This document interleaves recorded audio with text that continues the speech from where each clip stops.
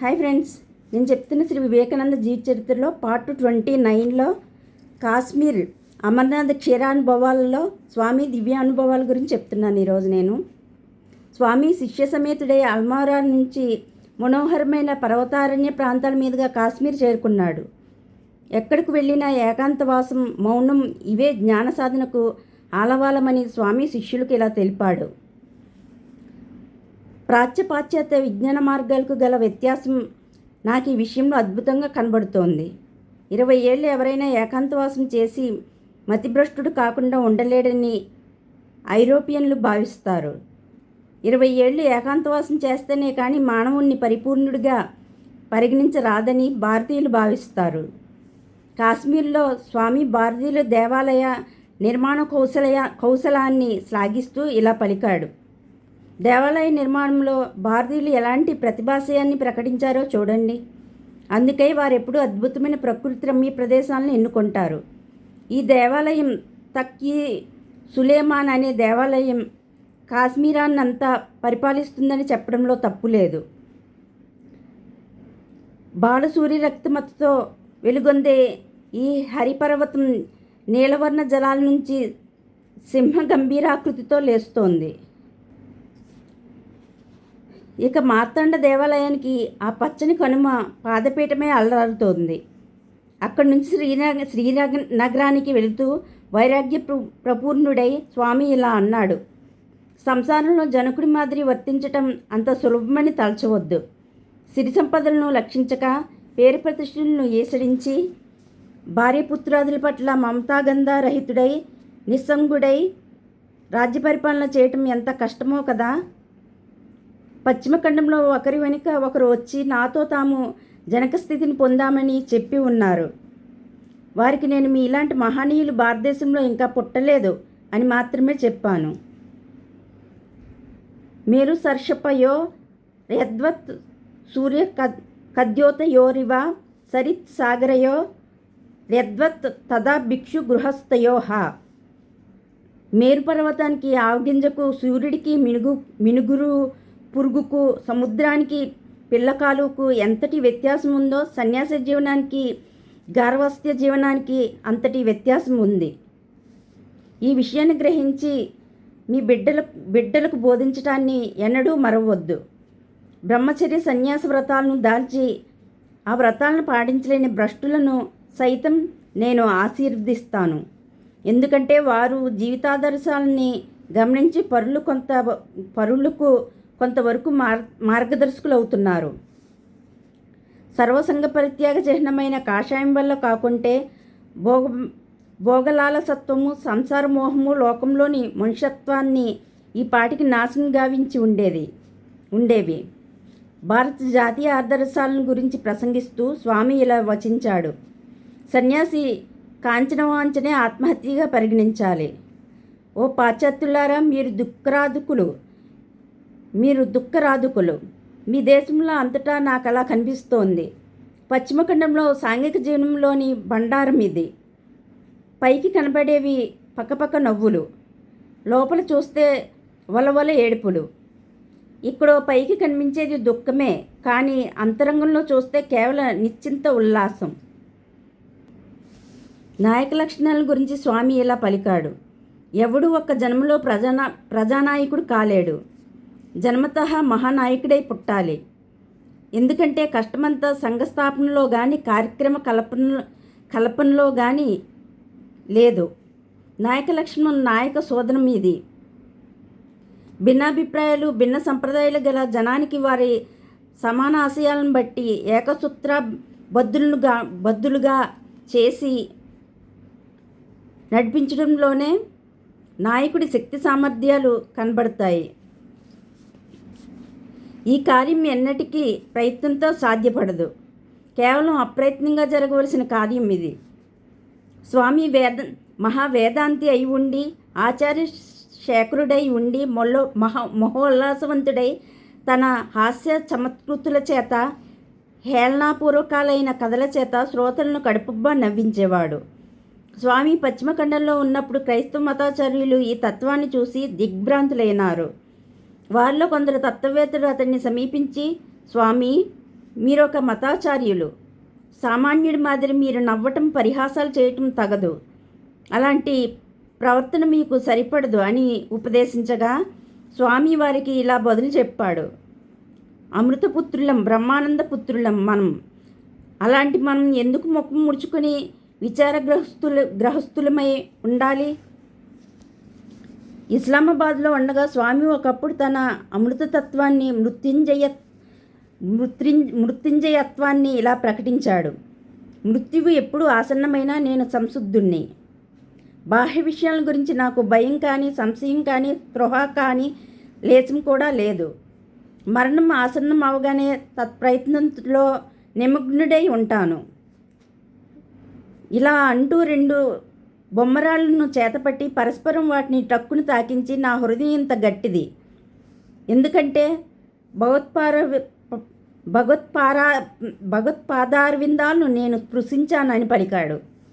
నివేదిత తనను అనుగమించగా కాశ్మీర్ నుంచి స్వామి అమర్నాథ్కు వెళ్ళాడు. తీర్థయాత్రలో ఆచరించబడే స్నానదేవతా సందర్శనాది విధులను స్వామి యథాతథంగా పాటిస్తాడు. పుణ్యతీర్థాల్లో మునకలు వేస్తూ దేవతా దర్శనానికి ముందు ఉపవాసం చేసి ఫలపుష్పాది నైవేద్యాలతో దేవతామూర్తులను అర్చించి తర్వాత ఆహారం తీసుకుంటాడు. దేవతామూర్తులకు సాష్టాంగ ప్రమాణం చేస్తాడు. జపమాలతో జపిస్తాడు. దేవాలయ ప్రదక్షిణ గావిస్తాడు. నా బుద్ధి భేదం జనయే దజ్ఞానం కర్మ సజ్ఞాం జోషియే సర్వకర్మాణి విద్యాన్యుక్త సమాచరన్. కర్మలో ఆసక్తులైన అజ్ఞానులకు జ్ఞాని బుద్ధిభేదాన్ని కలిగించరాదు. మారుగా తాను పూనికతో కర్మలను చేస్తూ ఉండి వారితో కూడా కర్మలను చేయించాలి అనే గీతవాక్యాన్ని అనుసరించే స్వామి సర్వదా వర్తించాడు. స్వామి సన్నిధిని పాశ్చాత్య శిష్యురాలు ఉండటం చూసి పూర్వాచార పరాయణులు మొదట్లో స్వామి మీద ధ్వజమెత్తిన అతడి జ్ఞాన వైరాగ్య ప్రతిభాతిశయాన్ని, నివేదిత భక్తి సౌజన్యాలను చూసి స్వామికి పాదాక్రాంతులైనారు. వందలాది యాత్రికులు, సన్యాసులు సర్వదా స్వామిని సందర్శించి అతడి వాక్యామృతాన్ని గ్రోలి వెళ్ళేవారు. శిష్య సమేతుడై స్వామి ఆ అత్యున్నతమైన మంచుకొండల మీద నిర్మించబడిన అమర్నాథ్ గుహాలయానికి వెళ్ళాడు. భస్మధార భక్తి ప్రపూర్ణుడు అయిన స్వామి శివుడి హిమలింగం మ్రోల సాష్టాంగ వందనం చేసి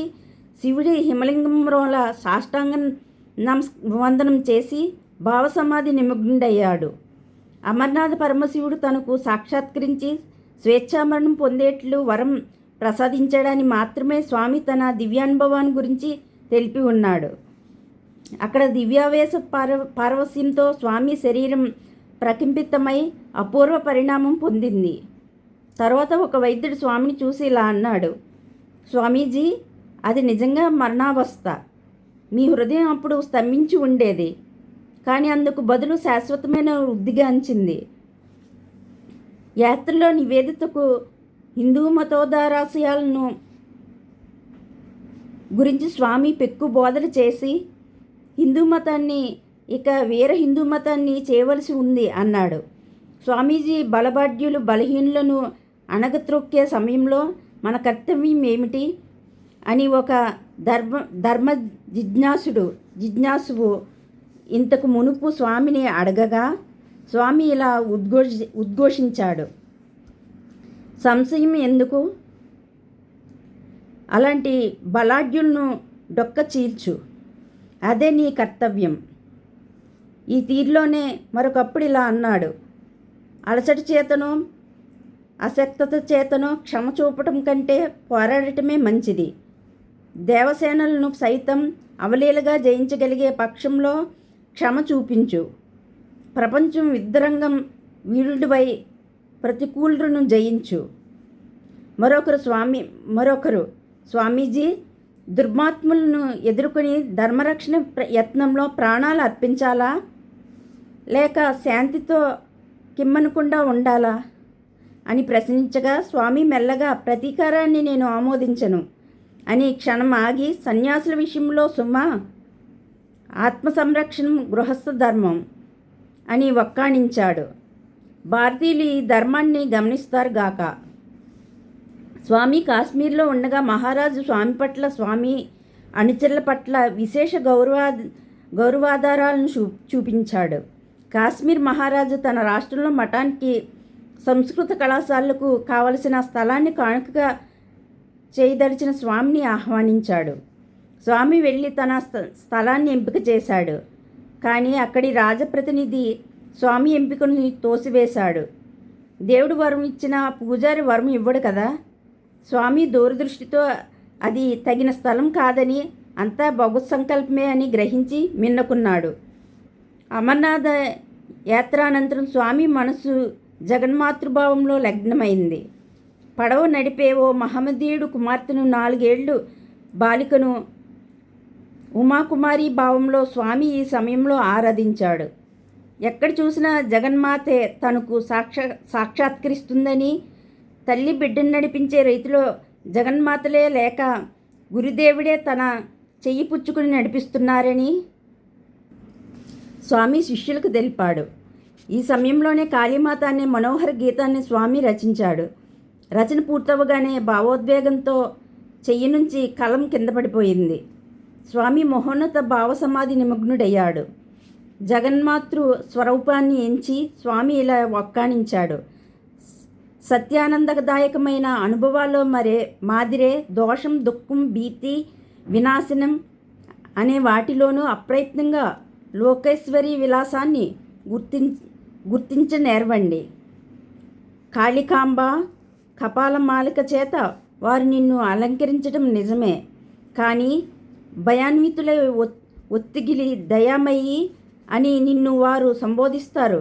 తరువాత ఘోరమూర్తిని కరాళిని పూజించటం చేతనే ఘోర సంసార సాగరం నుంచి తరించవచ్చు. మృత్యువుని ధ్యానించండి. కాళిని, మహాకాళిని, సంహారకాళిని అర్చించండి. ఆమె పరబ్రహ్మం. ఆమె శాపం కూడా వరప్రసాదమే. హృదయమే శ్మశానం కావాలి. దానిలో కామక్రోధాది శత్రువులను భస్మీపటలం గావించాలి. అప్పుడు జగజ్జన్ని మనకు ప్రత్యక్షమవుతుంది. స్వామి అక్కడి నుంచి ఒంటరిగా క్షీరభవానికి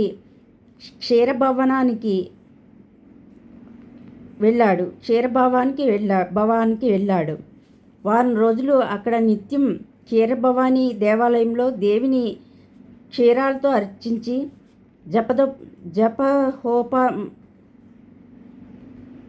జపహోమాదులు వనర్చాడు. అంతేగాక ప్రతి ఉదయం అక్కడ ఒక బ్రాహ్మణ పండితుడి కుమార్తెను ఉమాకుమారి భావంలో అర్చించి మహోజ్వల భక్తిపూరితుడయ్యాడు. క్షీరభవానీలో స్వామి జీవితంలో ఒక ముఖ్య సంఘటన జరిగింది. మహమ్మదీయ కరాసిగతానికి ఎరై చాలా వరకు శోభను కోల్పోయిన భవానీ దేవాలయాన్ని చూసి స్వామి కిన్నుడే ఇలా భావించసాగాడు. ఇలాంటి ఘోర దురంతాన్ని గావించిన ఆ మహమ్మదీయ ఘాతుకులను తమ యావచ్చక్తితో ఎదుర్కోక హిందువులు ఎందుకు ఊరుకున్నారో గదా. నేనే అప్పుడు ఇక్కడ ఉంటే ఇలాంటి దురంతాన్ని జరగనిచ్చేవాణ్ణా? దివ్యమాతృ రక్షణార్థం ప్రాణాలను అర్పించి ఉండేవాణ్ణి. ఇలా భావిస్తుంటే స్వామికి ఆ శరీరవాణి ఇలా వినవచ్చింది.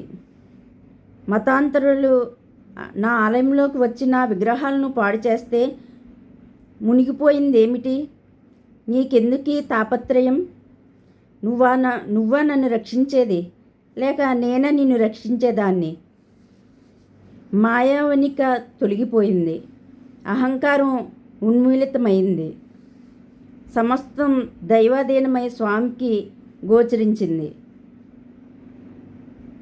పరివర్తిత మానసుడై స్వామి శ్రీనగరానికి అరిదించి దేవతాప్రసాదమైన పుష్పాలను శిష్యుల శిరస్సు మీద ఉంచి ఆశీర్వదించి ఇలా అన్నాడు. హరిహి ఓం.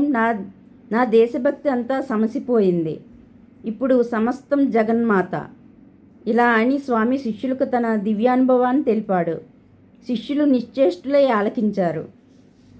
క్షీరభవానీదేవి ఆలయంలో స్వామి అర్చిస్తూ పాడుపడి ఉన్న ఆ ఆలయాన్ని పునర్నిర్మించడాన్ని గురించి ఒకరోజు యోచిస్తుంటే దేవి తన అశరీర వాక్కులతో ఇలా తెలిపి ఉంది. నాయనా విను, తలిస్తే నేను అసంఖ్యాకులైన ఆలయాలను, దివ్య మఠాలను నిర్మించుకోగలను. ఇప్పుడు ఈ క్షణంలో ఇక్కడ 7 అంతస్తుల సువర్ణాలయాన్ని నిర్మించుకోగలను. ఈ విషయాన్నే తలచి కాలాంతరంలో ఒక శిష్యుడితో స్వామి ఇలా అన్నాడు. ఆ దివ్యవాక్కులను విన్న నాటి నుంచి నా సంకల్పాలను విరమించుకున్నాను. జగన్మాతృ సంకల్పమే సర్వదా నెరవేరుగాక. స్వామికి ఈ సమయంలో ఒక గండం గడిచింది. స్వామి దివ్యమూర్తిని గాంచి ఒక ఫకీర్ శిష్యుడు స్వామి సందర్శనానికై వస్తూ ఉండేవాడు. ఒకరోజు అతడు జ్వరంతోనూ తీవ్రమైన తలనొప్పితోనూ బాధపడుతున్నాడని విని స్వామి దయాపూర్ణుడై అతడి తలను స్పృశించాడు. వెంటనే అతడు స్వస్థుడైనాడు. తర్వాత అతడు స్వామి వద్దకు తరచూ వెళుతూ ఉండటం చూసి అతడి గురువైన ఫకీరు అసహనంతో స్వామిని దూషించి ఇక స్వామి వద్దకు వెళ్ళవద్దని శిష్యుణ్ణి ఆజ్ఞాపించాడు. అంతేగాక ధర్మాత్ముడైన అతగాడు స్వామి కాశ్మీర్ నుంచి వెళ్ళేలోపు కక్కుకొనుగాక అని తలదిమ్మెత్తుగాక అని శపించాడు. దురదృష్టవశాత్తు అతగాడి శాపం ఫలించగా స్వామి క్షోభపడి తన దుస్థితికి ఆగ్రహపరవశుడై ఇలా భావించాడు. ఏం ప్రయోజనం నాకు శ్రీరామకృష్ణుడి వల్ల? నా వేదాంత బోధనలు, నా దివ్య అనుభవాలు, ఆత్మ సర్వశక్తిమత్వం సమస్తం ఒక క్షుద్రమాంత్రికుడి ప్రయోగం నుంచి నన్ను కాపాడలేకపోయినప్పుడు వీటి వల్ల ప్రయోజనం ఏమిటి? మనశ్శాంతి, శరీర స్వస్థత చేరుకోరగానే స్వామి శిష్య సమేహితుడై లాహోర్ మీదుగా బేలూరు మఠానికి అరుదించాడు. ఓకే ఫ్రెండ్స్, శ్రీ వివేకానంద జీవిత చరిత్రలో పార్ట్ 29 అయింది. నెక్స్ట్ 30లో శ్రీ రామకృష్ణ మఠ ప్రతిష్టాపన ఆదర్శాల గురించి చెప్తాను. నేను చెప్తున్న శ్రీ వివేకానంద జీవిత చరిత్ర మీకు నచ్చినట్లయితే సబ్స్క్రైబ్ చేసుకోండి, లైక్ చేయండి, షేర్ చేయండి. నేను చెప్తున్న శ్రీ వివేకానంద జీవిత చరిత్రలో మిస్టేక్స్ ఏమన్నా ఉంటే దయచేసి నన్ను క్షమించండి. Okay friends, thank you, bye.